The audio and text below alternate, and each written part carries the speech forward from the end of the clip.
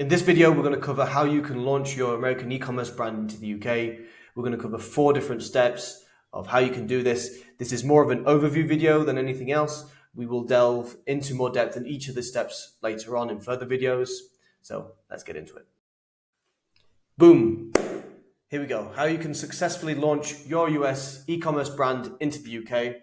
So if you're looking at expanding the business, you're looking at growing outside of the US, and you want to become a transatlantic brand, you're potentially looking at the UK as a good suit for your products. We're going to cover more depth how you can do that and what are the first steps. So you want to expand your market reach across multiple different markets, become transatlantic. You want to diversify your revenue streams, take the risk out of one market and share the load. You want to reduce potentially your costs using economy of scale, enhance your brand credibility and trust, and also gain some cross-market learning as well. There are many other reasons why becoming a transatlantic brand is a very good step for most e-commerce brands.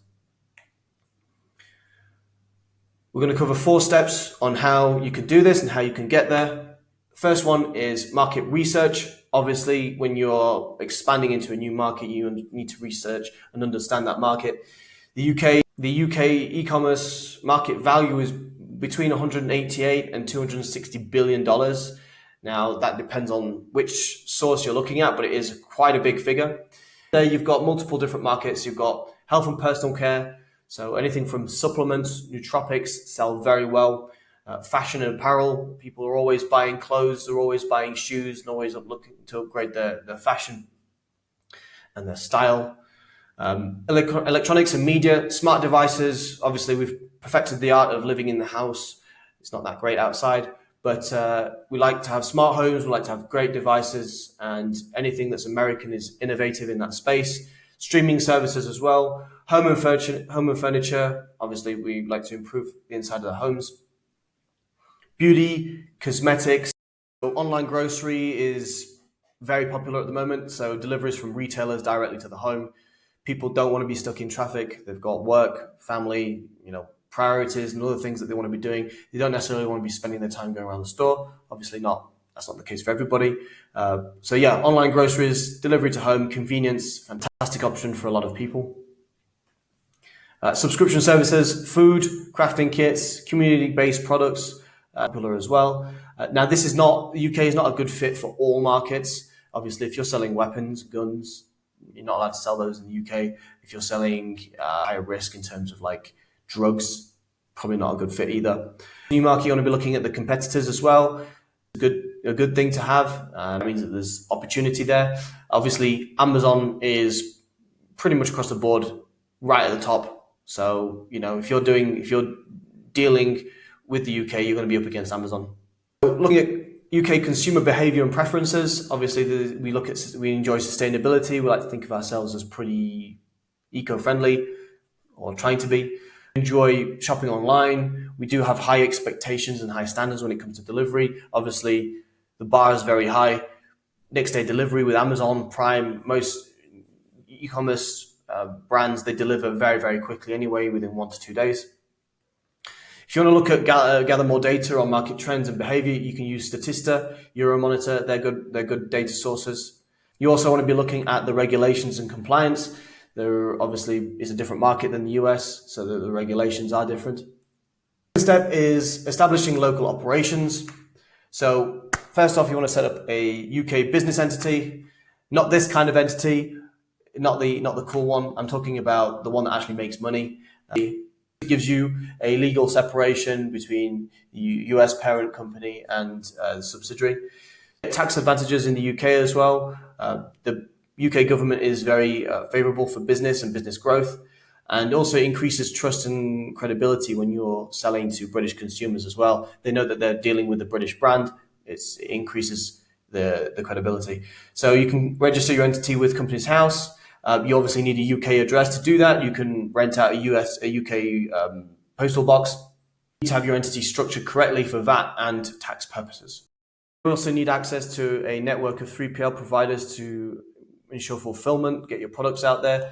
So London Gateway, Manchester Airport, Birmingham, Liverpool, Leeds, Bristol down here, Edinburgh, Belfast. Basically, that covers the UK. Gets your products around the UK pretty easily. There are many 3PL options that you can leverage in the UK.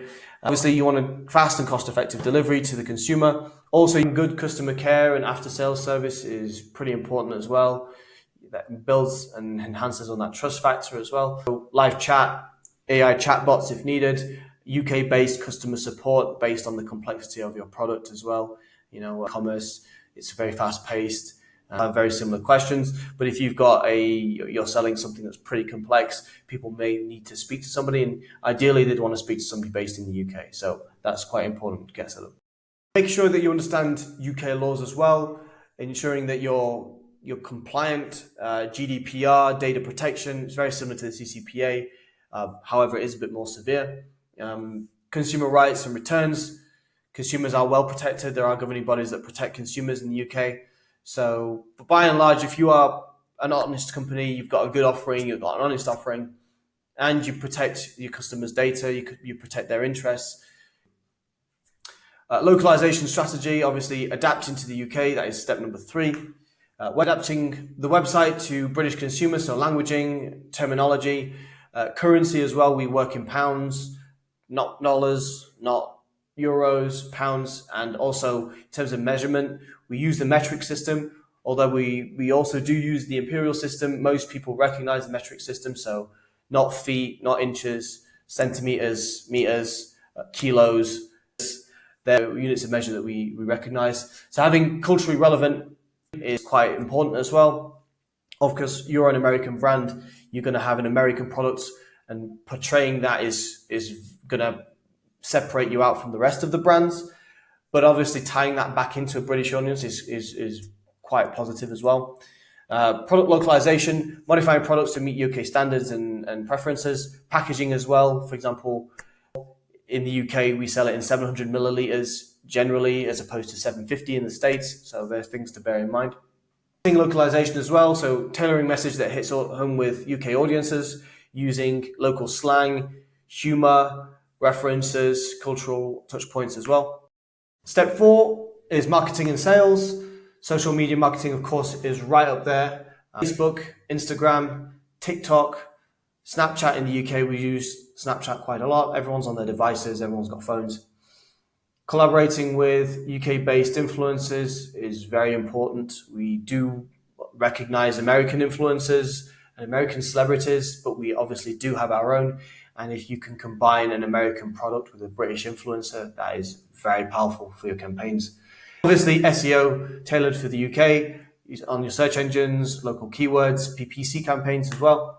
So there you go. They're the 4 steps. Step number 1, market research, knowing where you're going, who are the competitors. 2, establishing local operations, entity creation, compliance, VAT, 3PL. 3, localization, adapting your brand to the UK. And step number 4 is marketing, getting the message out there, honing in the message to UK audiences.